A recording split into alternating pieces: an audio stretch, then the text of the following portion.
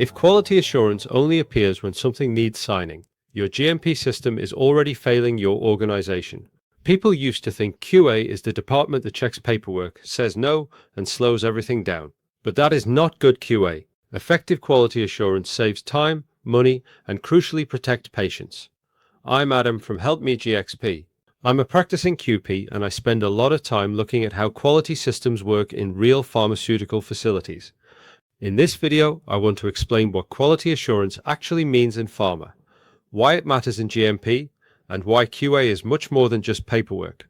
Good quality assurance is one key ways in which a pharmaceutical site maintains processes in a controlled and safe manner, ensures records can be trusted, and products are being made in a way that protects patient safety.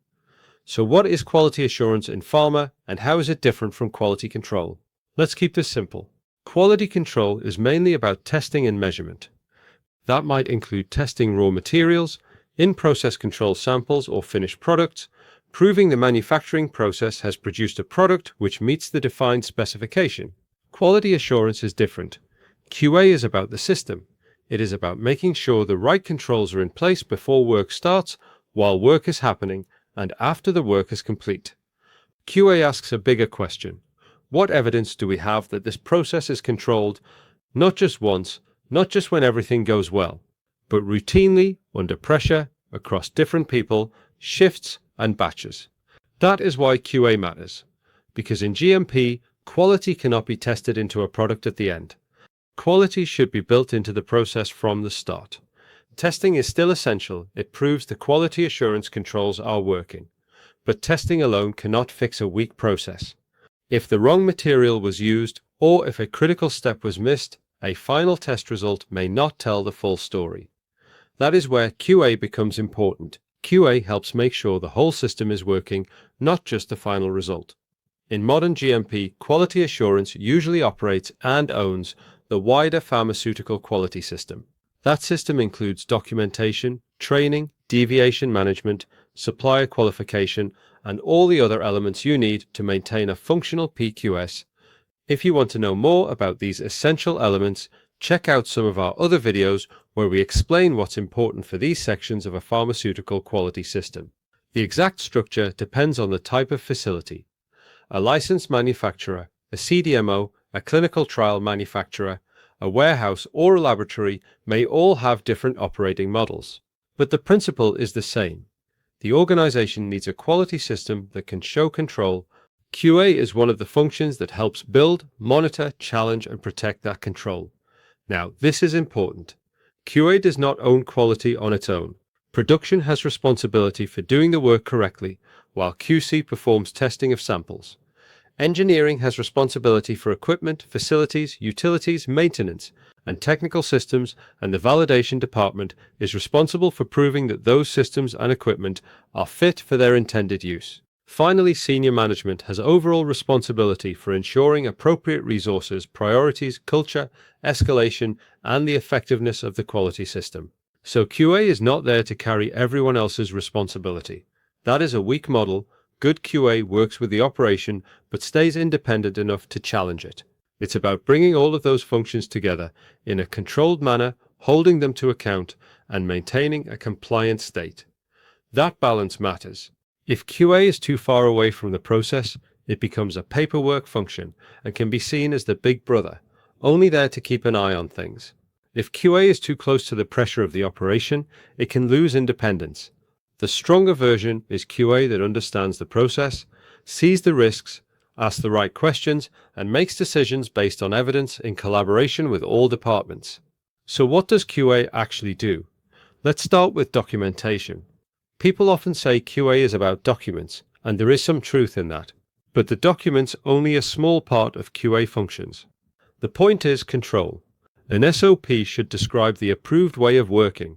A batch record should show what actually happened. A logbook should provide a reliable history. So when QA reviews documents, the real question is not, is there a signature? The real question is, can we trust this record, and does it support the decision being made? Does it tell the whole story? That is a very different mindset. The next major area is deviation management. When something goes wrong, QA should help make sure the issue is properly captured, assessed, investigated, mitigated, and closed. That means understanding what happened, what product or patient risk may exist, what the root cause is, and whether the corrective and preventive actions are strong enough. A weak system treats deviations as an administrative burden. A stronger system treats deviations as evidence and opportunities to improve systems.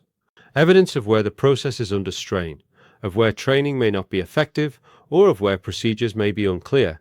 Deviations may indicate where equipment, systems, suppliers, or behaviors may be drifting away from control. QA should help the site learn from deviations, not just close them. Then there is CAPA. CAPA stands for Corrective and Preventive Actions. A corrective action deals with the immediate problem. A preventive action should reduce the chance of the problem happening again. But CAPA is often where weak QA systems show themselves. The CAPA says retrain staff, remind operators, or update the SOP. Sometimes those actions are valid. But if every CAPA is just retraining, reminding, or rewriting, the organization may not be fixing the real cause. Good QA challenges that.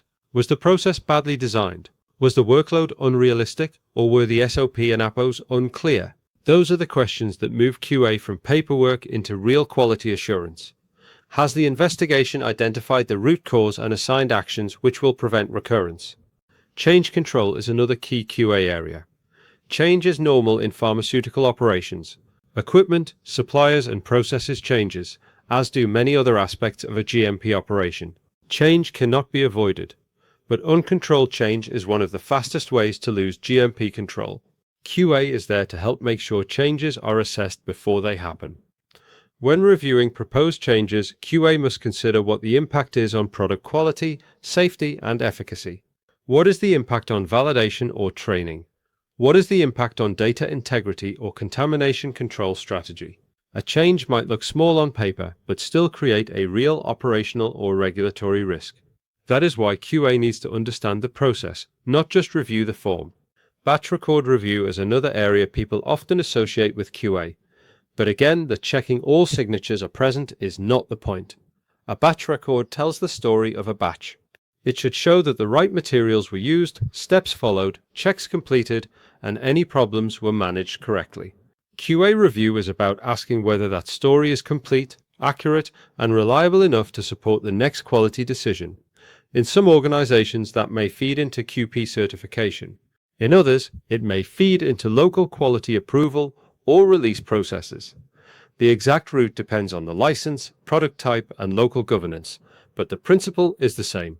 You cannot make a batch disposition decision unless the evidence supports it. QA also plays a role in training governance. This is more than checking whether someone has read an SOP. For all GMP work, and this is especially important in aseptic or sterile environments, people need to know what they are doing, why it matters, what can go wrong, and when to stop. A training matrix might show what training is required. A training record might show what has been completed, but competence is the bigger question. Can the person perform the task correctly, make the right judgment under pressure, and recognize when something is not right? Can they escalate before a small issue becomes a quality event? Good QA does not reduce training to a tick box. It asks whether training is effective and how that has been demonstrated. Supplier and outsourced activity oversight is another important part of the picture. Many pharmaceutical organizations rely on suppliers, contractors, laboratories, and a whole host of other service, maintenance, and operational service. Outsourcing these activities does not remove the need for oversight. QA helps make sure that suppliers are qualified, responsibilities are clear, quality agreements are in place where needed, and problems are escalated properly. Again, the theme is control, understanding who is doing what evidence do we need, what happens if something goes wrong. Good QA systems make those responsibilities visible before there is a problem, and routinely monitor contract acceptors' performance against agreed criteria. Self-inspection and internal audit are also part of QA's world. A strong self-inspection program is crucial. Must test whether the quality system is working. A lot of organizations may just follow an audit schedule, but we need to ask ourselves, is this the most effective use of resources? Just as regulatory authorities use risk-based inspection intervals, could these also be applied to self-inspections to ensure sufficient oversight of the highest risk areas? where equipment breakdown is a deviation frequent flyer, but supplier approval consistently has no deviations against the department. Self-inspection should be focused on the areas where improvements are required, in this case, the maintenance and/or validation departments. This doesn't mean we should ignore the areas in which performance is good, but there's certainly a justification for reduced self-inspection frequency in those areas in order to prioritize areas where compliance is less controlled. This fosters a culture of continuous improvement.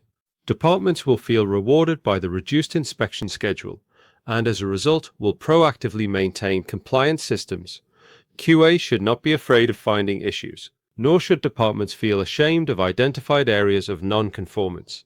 Hiding problems leads to increased regulatory risk and patient safety. Where problems are identified and resolved, this should be seen as a success and celebrated within organizations.